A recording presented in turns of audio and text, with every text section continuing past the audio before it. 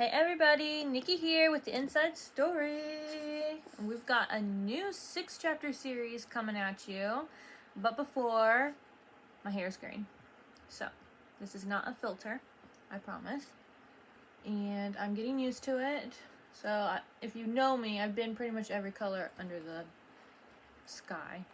That's not even a saying. Every color in the rainbow, except for green, until now.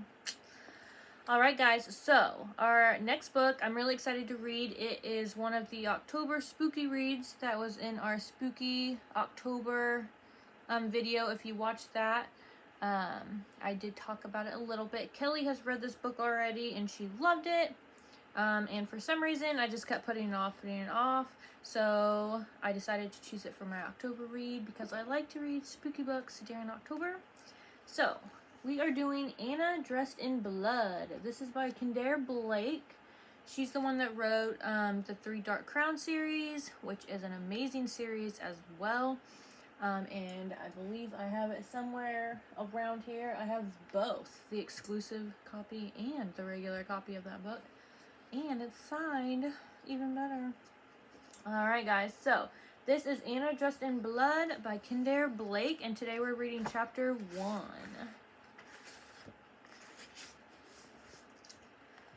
The grease-slicked hair is a dead giveaway, no pun intended. So is the loose and faded leather coat, though not as much that as the sideburns. And the way he keeps nodding and flicking his Zippo open and closed in rhythm with his head. He belongs in a chorus line of dancing jets and sharks.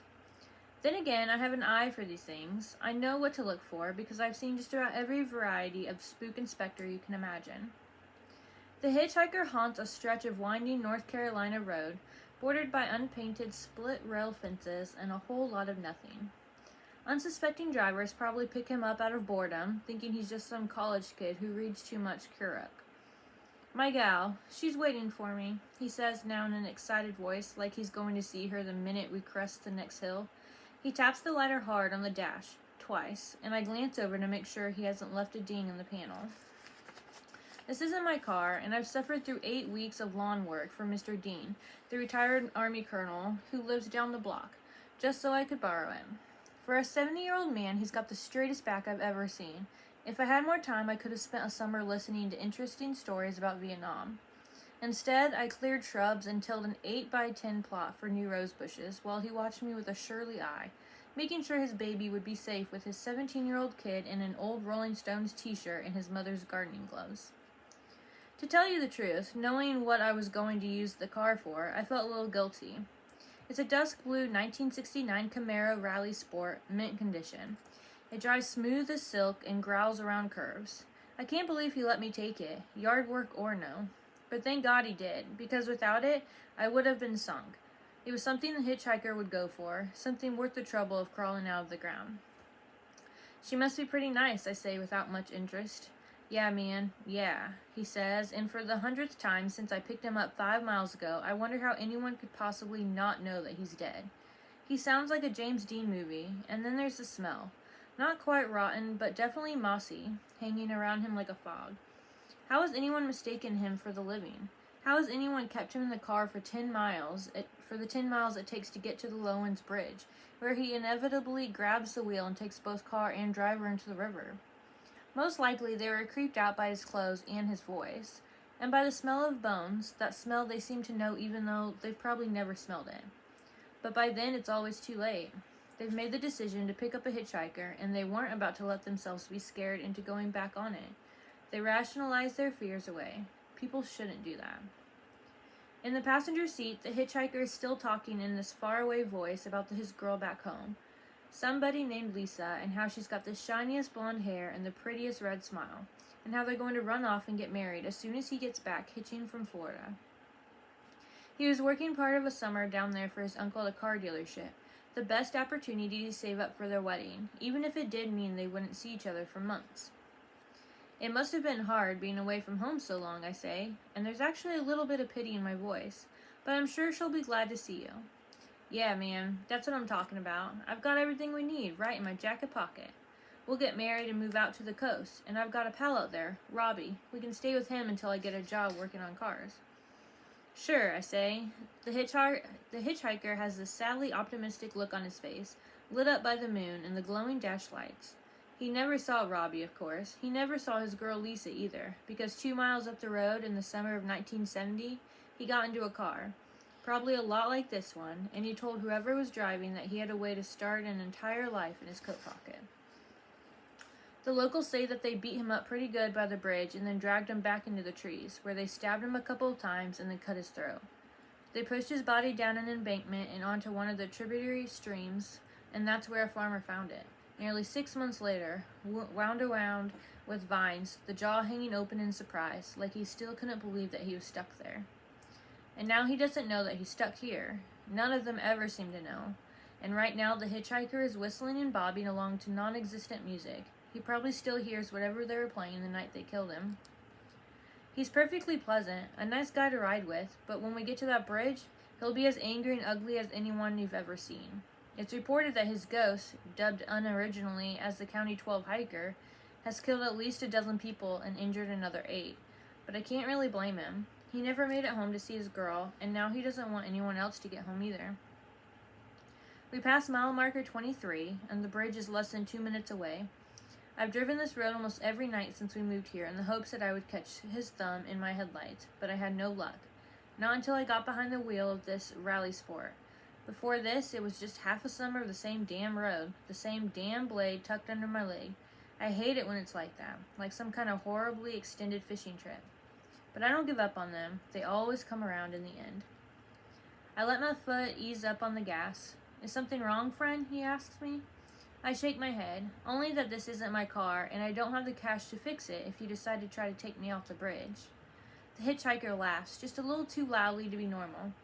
I think you've been drinking or something tonight, pal. Maybe you ought to just let me off here. I realized too late that I shouldn't have said that. I can't let him out. It'd be my luck that he'd step out and disappear.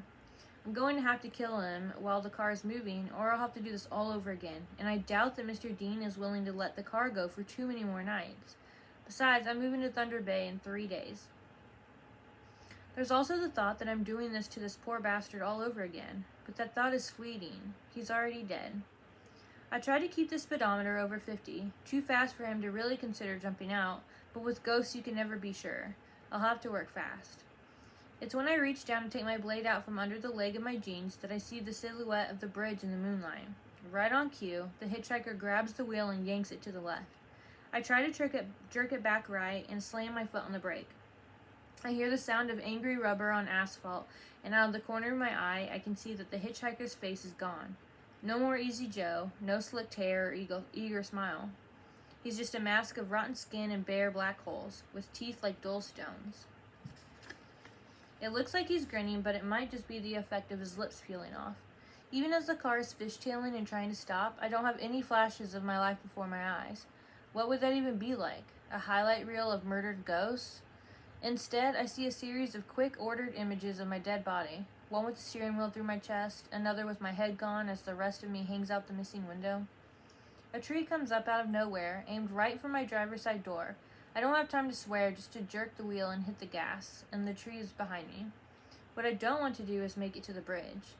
The car is all over the shoulder, and the bridge doesn't have one. It's narrow and wooden and outdated. It's not so bad being dead, the hitchhiker says to me, clawing at my arm, trying to get me off the wheel. What about the smell, I hiss. Through all of this, I haven't lost my grip on my knife handle. Don't ask me how. My wrist feels like the bones are going to separate in about 10 seconds, and I've been pulled off my seat so that I'm hovering over the stick shift. I throw the car into neutral with my hip. Should have done that earlier, and I pull my blade out fast. What happens next is kind of a surprise. The skin comes back onto the hitchhiker's face, and the grin comes back into his eyes. He's just a kid staring at my knife. I get the car back under control and hit the brakes. The jolt from the stop makes him blink, and he looks at me. I worked all summer for this money, he says softly. My girl will kill me if I lose it. My heart is pounding from the effort of controlling the lurching car. I don't want to say anything, I just want to get it over with, but instead I hear my voice. Your girl will forgive you, I promise. The knife, my father's Atham, is light in my hand. I don't want to do this again, the hitchhiker whispers. This is the last time, I say, and then I strike, drawing the blade across his throat, opening a yawning black line. The hitchhiker's fingers come up to his neck. They try to press the skin back together, but something as dark and thick as oil floods out of the wound and covers him, bleeding not only down over his vintage Arab jacket, but also up over his face and eyes, into his hair. The hitchhiker doesn't scream as he shrivels, but maybe he can't. His throat was cut, and the black fluid has worked its way into his mouth. In less than a minute, he's gone, leaving not a trace behind. I pass my hand over the seat. It's dry, and then I get out of the car and do a walk around as best I can in the dark, looking for any scratches. The tire tread is still smoking and melted. I can hear Mr. Dean's teeth grinding. I'm leaving town in 3 days, and now I'll be spending at least one of them putting on a new set of Goodyears. Come to think of it, maybe I shouldn't take the car back until the new tires are on. Alright, that was chapter 1. I got Goosey's there for a little bit. I'm excited to keep reading. So that was chapter 1, and I will see you guys tomorrow for chapter 2. Thank you. Bye.